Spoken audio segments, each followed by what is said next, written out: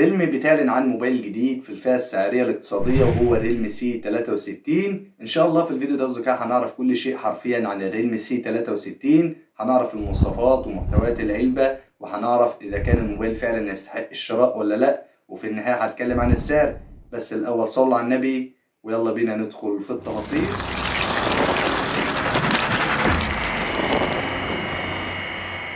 أهلا بيكم من جديد في عالم الموبايلات. هبدأ معاكم أولا بتاريخ الإعلان عن الريلمي سي 63. الموبايل تم الإعلان عنه يوم 31 مايو 2024 وتم إصداره في الأسواق يوم 5 يونيو 2024. الموبايل يا أصدقائي بنسختين، نسخة مصنوعة من البلاستيك ونسخة مصنوعة من الجلد. وزن الموبايل 189 جرام أو 191 جرام على حسب اللون، والسمك 7.7 مللي، والموبايل مقاوم للماء والغبار بشهادة IP54. والريلمي سي 63 بيدعم شريحتين اتصال 4G مع تركيب كارت ميموري علشان تزويد المساحة الخارجية. والموبايل بيدعم بصمة الإصبع موجود على زر الباور، وبيدعم بصمة الوجه خاصية التعرف على الوجه فيس انلوك. وكمان الموبايل بيدعم تقنية NFC للدفع الإلكتروني الذكي أو نقل الملفات عن قرب. ده غير إن الموبايل بيدعم خاصية أوتو جي لنقل الملفات عن طريق فلاشة خارجية من خلال منفذ الشحن. والموبايل بيدعم مدخل سماعات الأذن علشان تشغل سماعات الهاند فري، وبيدعم محرر الصور والفيديو والمستندات وتشغيل الصوت والفيديو بأكتر من صيغة. أما نظام التشغيل أندرويد 14 مع واجهة ريلمي يو آي 5.0.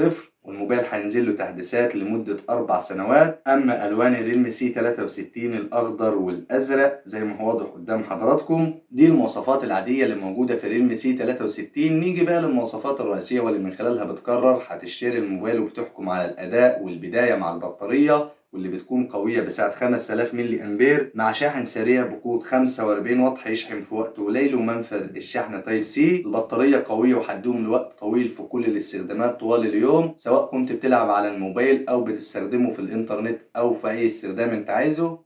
أما مساحة تخزين الريلمي سي 63 الموبايل بثلاث إصدارات. الإصدار الأول رام 6 جيجا مع ذاكرة تخزين 128 جيجا بايت، والإصدار الثاني رام 8 جيجا مع ذاكرة تخزين 128 جيجا بايت. أما الإصدار الثالث والأخير رام 8 جيجا مع ذاكرة تخزين 256 جيجا بايت. والموبايل بيدعم تركيب كارت ميموري علشان تزويد المساحة الخارجية، والرامات بتزيد تلقائيا من خلال السوفت وير. أما عن شاشة الريلمي سي 63 بتكون من نوع الاي بي اس ال سي دي بحجم 6.7 بوصة بجودة ال اتش دي بلس مع معدل تحديث 90 هرتز وكثافة بكسلات 260 بكسل لكل بوصة ومعدل سطوع 560 شمعة. طبعا الشاشة بتدعم الوضع الليلي ووضع حماية العين. الشاشة بالأرقام وعمليا يا صديقي العزيز اقتصادية، هتقدم أداء عادي لا يرتقي للجيد، وده لأنها من نوع الاي بي اس ال سي دي وبجودة ال اتش دي بلس مش جودة الفول اتش دي بلس مع معدل تحديث 90 هرتز. يمكن ده اللي هيفرق في سرعة الشاشة نوعا ما خاصة في الألعاب. وكمان معدل السطوع ضعيف، يعني في ضوء النهار وتحت أشعة الشمس الشاشة مش هتكون ولا بد مش هتكون واضحة بشكل كبير. أما عن أداء الريلمي سي 63 المعالج بيجي من شركة يونيسوك تايجر تي 612 ثمان النواة بدقة تصنيع 12 نانومتر، والمعالج الرسومي مالي جي 57. المعالج بالنسبة للفئة السعرية الاقتصادية بيقدم أداء كويس في كل الاستخدامات، سواء في الألعاب أو تصفحات في الإنترنت أو مشاهدة الفيديوهات أو الصور أو الاستخدامات العادية بشكل عام. وبصراحة أثبت كفاءته في الفئة السعرية الاقتصادية في بعض موبايلات ريلمي. أما عن كاميرات الريلمي سي 63 الكاميرا الأمامية بتكون بدقة 8 ميجا بكسل بفتحة عدسة 2.0، وبتدعم تصوير الفيديوهات بجودة ال HD بدقة 720 بكسل بمعدل التقاط 30 إطار في الثانية. الكاميرا الأمامية أو كاميرا السيلفي في الموبايل هتقدم أداء ضعيف جدا لا يرتقي حتى للجيد. أما الكاميرات الخلفية في الموبايل بتكون ثنائية مع فلاش ليد. الكاميرا الأولى والأساسية بدقة 50 ميجا بكسل بفتحة عدسة 1.8، والكاميرا الثانية للمساعدة للذكاء الاصطناعي. وطبعا الكاميرات الخلفية بتدعم أوضاع ال HDR والتعرف على المشهد بالذكاء الاصطناعي والتصوير الليلي وتصوير الفيديوهات بجودة الفول HD بدقة 1080 بكسل بمعدل التقاط 30 إطار في الثانية. الكاميرا الخلفية في الموبايل من أهم المميزات وهتقدم أداء جيد من حيث الجودة والألوان، هتاخد صورة رايقة وواضحة وألوانها متناسقة جدا. نيجي بقى لمحتويات علبة الريلمي سي 63. بيكون موجود في العلبة الموبايل وعليه سكرينة من الشركة، وموجود راس الشاحن بقوة 45 واط وكابل يو سي بي تايب سي والجراب لحماية الموبايل ودبوس معدني لاستخراج شريحة الاتصال وكارت الميموري وكتيب التعليمات أو دليل البدء السريع وشهادة الضمان. مش بيكون موجود في العلبة سماعات الأذن، وده أمر عادي بالنسبة للريلمي. نيجي بقى للخلاصة واللي من خلالها هتعرف إذا كان الموبايل فعلا يستحق الشراء ولا لأ، هيقدم قيمة مقابل سعر ولا لأ. لازم تعرف يا صديقي العزيز إن الفئة السعرية بتحكم، يعني الفئة السعرية الاقتصادية مش زي المتوسطة، مش زي المتوسطة العليا، مش زي الرائدة.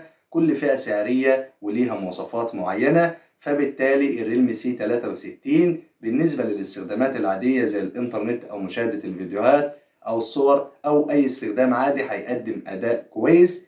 أما بالنسبة للألعاب التقيلة زي بابجي وكول أوف ديوتي أو فري فاير هيشتغل أي نعم، ولكن مش بالسرعة اللي أنت متخيلها. فأنت لو عايز موبايل للألعاب ما انصحكش بالريلمي سي 63، دور على أي موبايل تاني في أي فئة سعرية تانية. أما الموبايل في التصوير بيقدم صورة جيدة، أما البطارية في الموبايل بتقدم أداء قوي، بتدوم لوقت طويل في كل الاستخدامات، سواء بقى كنت بتلعب على الموبايل أو بتستخدمه في الإنترنت أو في أي استخدام أنت عايزه. بشكل عام الريلمي سي 63 موجه لمحدودي الدخل. لو أنت عايز موبايل للألعاب يا صديقي العزيز دور على موبايل تاني في أي فئة سعرية تانية، ولو أنت عايز موبايل عالي في التصوير برضه دور على أي موبايل تاني في أي فئة سعرية تانية من أي شركة، وده من باب الأمانة والتوضيح. نيجي بقى لآخر حاجة ودي اللي هنهي بيها الفيديو، وهي سعر الريلمي سي 63. هقول السعر العالمي بالدولار الأمريكي، وفي بعض البلدان العربية السعر المتوقع في بعض البلدان العربية. سعر الموبايل بالنسبة لنسخة الرام 6 جيجا وذاكرة تخزين 128 جيجا بايت بحوالي 137 دولار أمريكي، يعني بالمصري 6299 جنيه، والسعر بالسعودي 499 ريال، وبالإماراتي 489 درهم.